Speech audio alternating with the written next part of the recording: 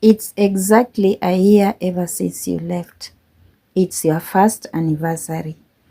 And today is a bit heavy. But I'm choosing to celebrate the incredible man you are. I keep waiting for you to walk through the door. Even though you aren't here, I still carry you in everything I do. May God keeps on resting your soul in peace. Nind gi kwe ratego.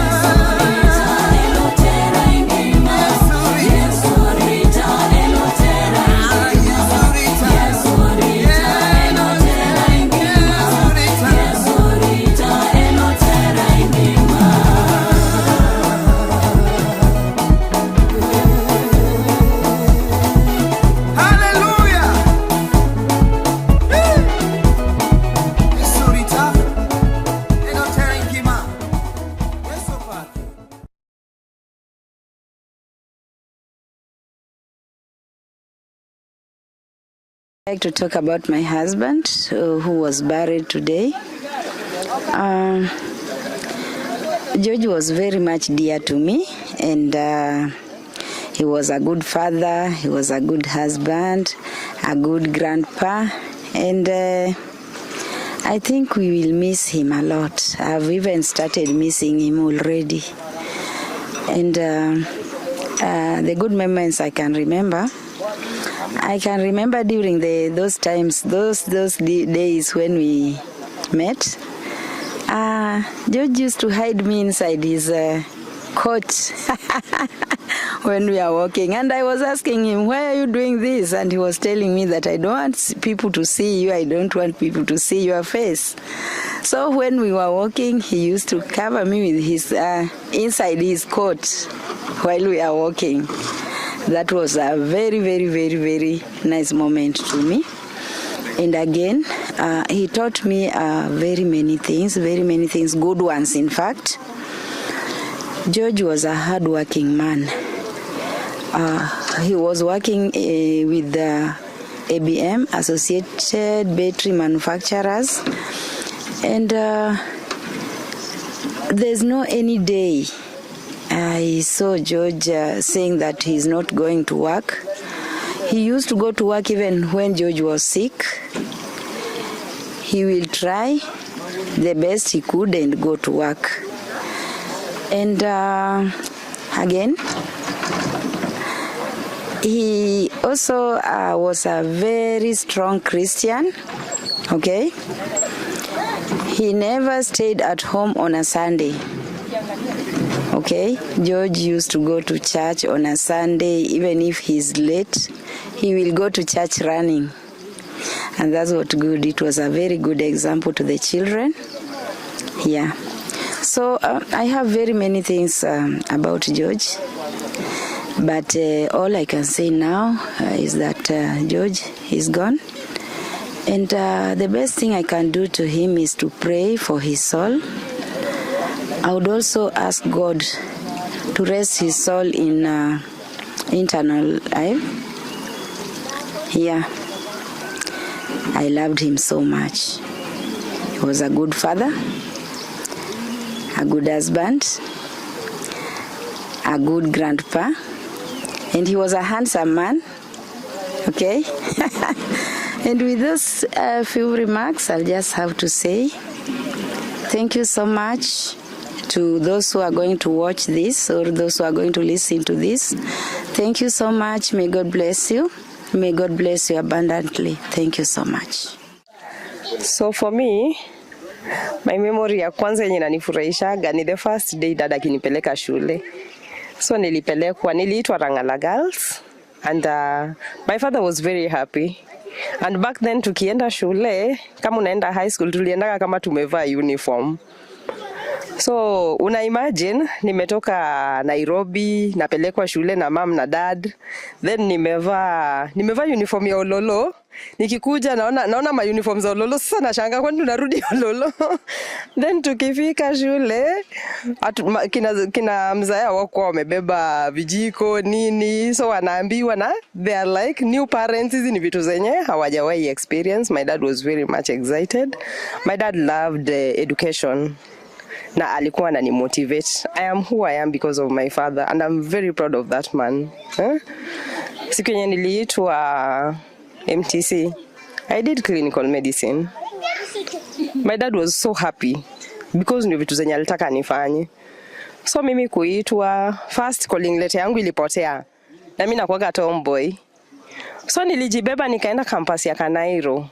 Nikakaa kwa ofisi nikaambia hao majamaa, online nimeona nimeitwa. Na sioni barua yangu iko wapi? Wakaniambia barua hakuna. Nikakaa kwa ofisi na nikamwambia sitoki kwa hiyo ofisi kama mjanipea barua.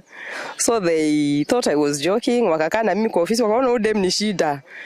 So wakajifanya wanatafuta barua yangu ikapatikana kwa drawer. And they gave it to me. Mimi kukuja home, Dad was very happy. Babangu alienda kunitafutia pesa akikimbia. Alienda kuchukua salary advance. Equity siwezi sahau. Na kanipeleka shule.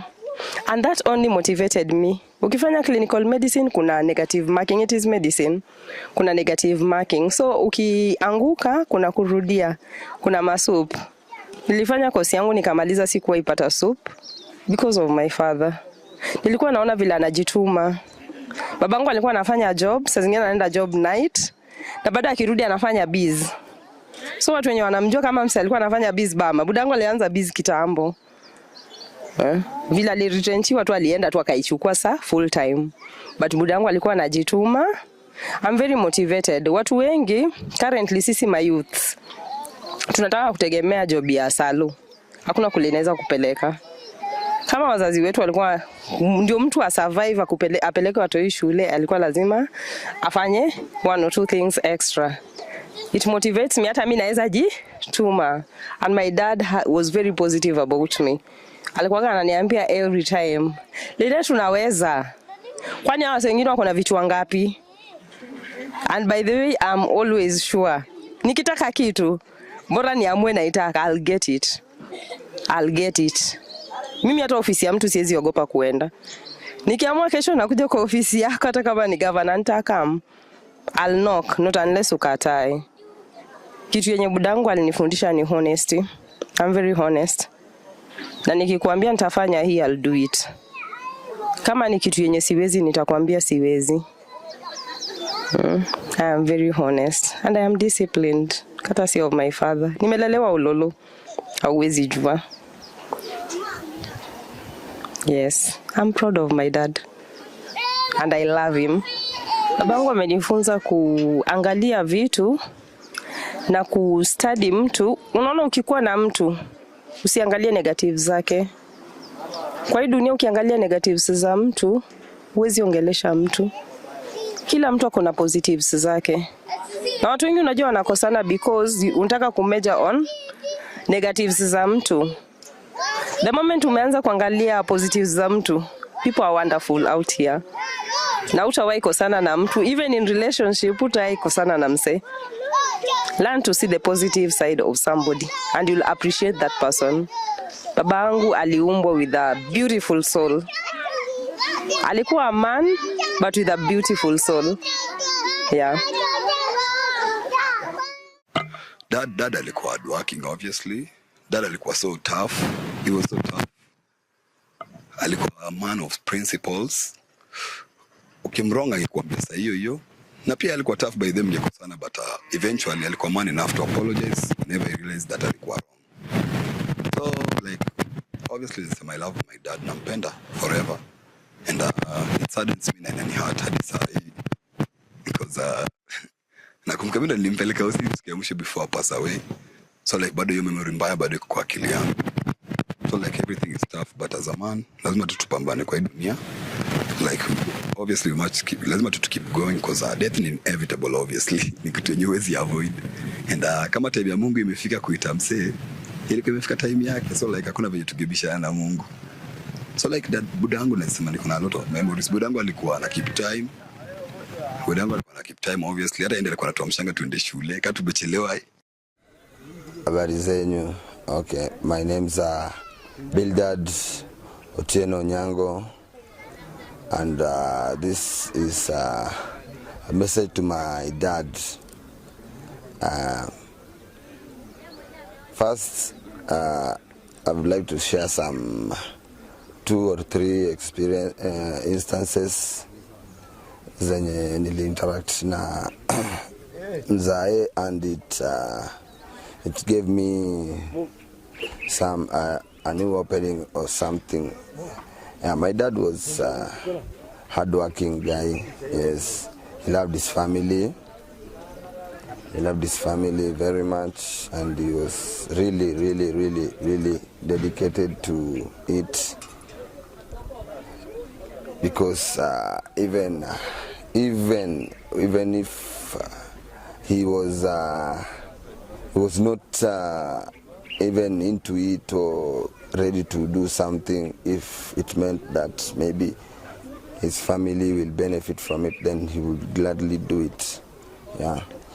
My dad was also a disciplinarian, but before I got that instances, I will give you an example of being always there for me. I remember there was an instance whereby I was in standard 3 by then, and an incident happened in school. There was this teacher on duty who was very strict, and while he was making his daily rounds, he came to our classroom, and right as he opened the door, I stood up to ask a pen from a friend, and he found me and he called me and he caned me, but from that caning I got a wound from the cane, because it was this posho mill thread. I got a wound, but I was so scared of showing it to him because I thought maybe he was going to punish me. But to my surprise, I didn't even show him because that's what I thought. But then again, as I was joking around with my uncle, he touched my thigh and I jumped. And he asked me what's wrong, and when I showed him, that's when he called my dad, and when my dad saw it, I thought he was going to be angry with me, but he told me it's okay. The next day we went to school. It was drama. I was in class.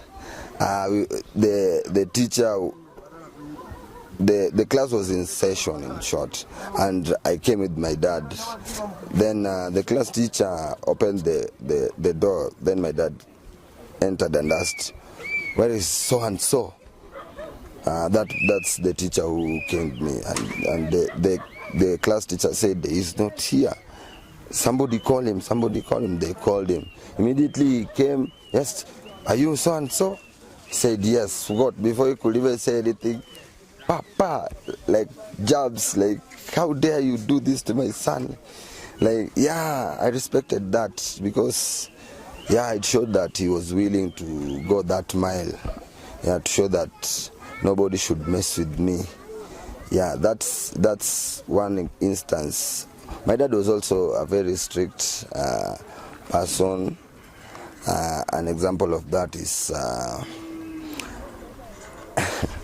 back when I was a very young boy. I was what should I say? I don't know. Is it rude or mischievous? Yes, I was very, very, very mischievous. So I used to run away from school, go do my stuff like playing football and all this. So one time I hadn't finished my homework, so I was just so you know, when you haven't finished your homework, the teacher comes and checks. If finds you haven't finished your homework, they normally send you outside.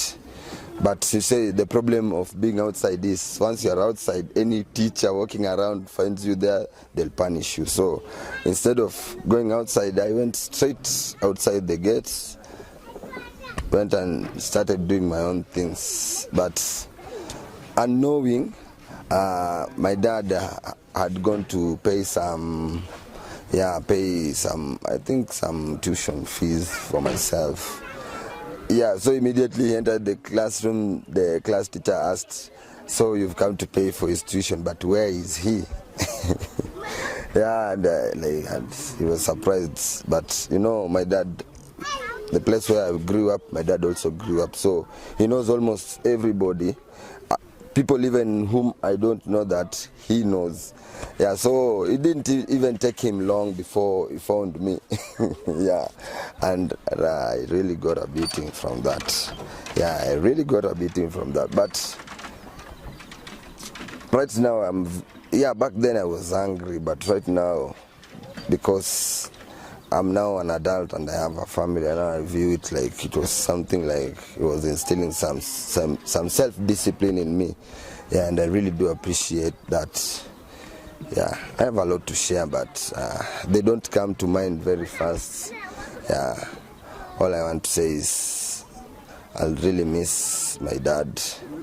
Yeah, because he's one person that I was really, really trying to impress. Like, you know, when you're trying to impress that person that you admire, that's the person that you always want to impress, doing all this stuff.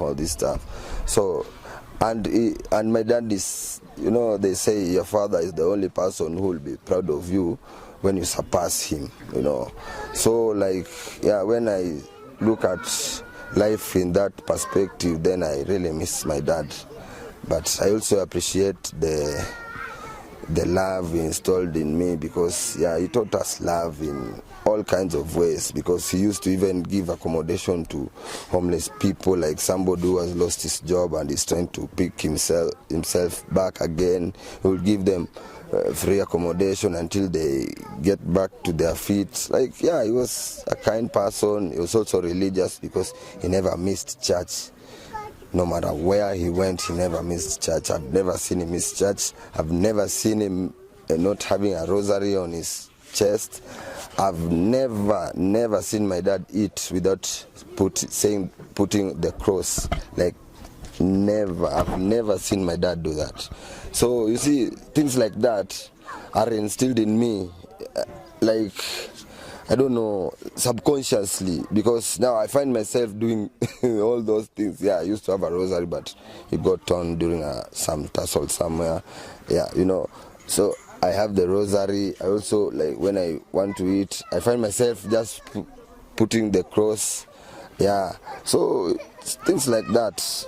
Yeah, I'll miss him a lot. Plus also, my son was also very friendly with him. My son was also, yeah, he had a good relationship with his grandson. That's what I can say, yeah. Because ever since he was small, yeah, they would be like, you know, like when an adult is having a conversation with a baby and they're just perfect, like they're just okay, yeah. Some things like that, yeah. I just want to say that you are a good role model to me. Yeah, the values instilled in me, yeah, I'll put them into good use, and I'll also pass them on to my son, who will pass them on. So within a few generations, I think, yeah. But all thanks to you, because, yeah, you are part of the branch. So thank you, and I'll miss you, Daddy. I'll miss you so much. We had a lot to discuss, but maybe next time. Love you. Miss you.